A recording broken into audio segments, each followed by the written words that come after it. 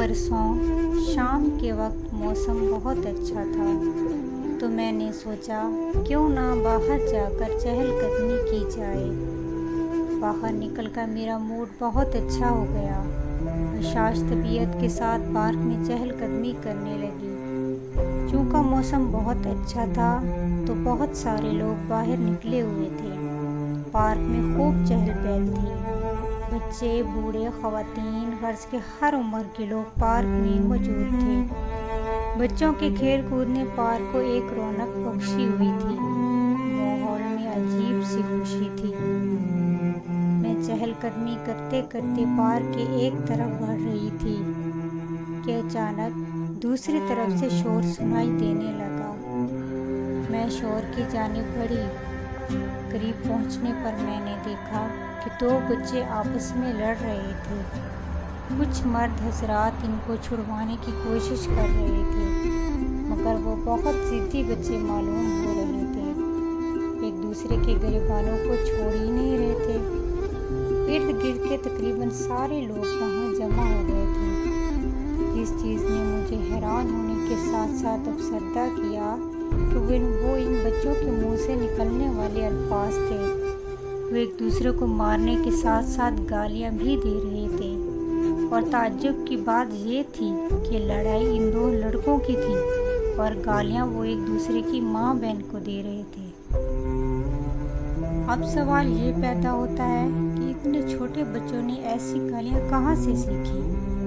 जाहिर सी बात है कि इनके माहौल में ये चीज़ आम है, तभी तो वो इतने लोगों के सामने ऐसे नाजीबा अल्फाज इस्तेमाल कर रहे थे। गालियाँ हर ज़बान और हर सकाफत में पाई जाती हैं, और इसमें अक्सर वो अल्फाज शामिल होते हैं जिनका इस्तेमाल इस सकाफत और माशरे में ममनू होता है। मसलन हमारे सकाफत में घर की चार दीवारी के बाहर औरत का जिक्र मायूब समझा जाता है, तो इसमें अक्सर गालियाँ औरत ही के हवाले से दी जाती हैं। इसी तरह बाज़ सकाफ़तों में किसी को जानवरों से मंसूब करना बुरा समझा जाता है, तो वहाँ वो अल्फाज गाली बन जाते हैं। और ऐसे अल्फाज को अमूमन दूसरों के जज्बात को ठेस पहुँचाने के लिए इस्तेमाल किया जाता है। जैसे ये दो बच्चे एक दूसरे को मार तो रहे थे, मगर एक दूसरे को ज़्यादा तकलीफ देने के लिए वो गालियों की मदद ले रहे थे, और इसके लिए वो एक दूसरे की माँ बहन को निशाना बना रहे थे। ये चीज़ इन बच्चों ने अपने बड़ों ही से सीखी है। मैंने बहुत सारे लोगों को ये कहते सुना है कि गुस्से की हालत में गालियाँ देने से इनको तमानियत महसूस होती है।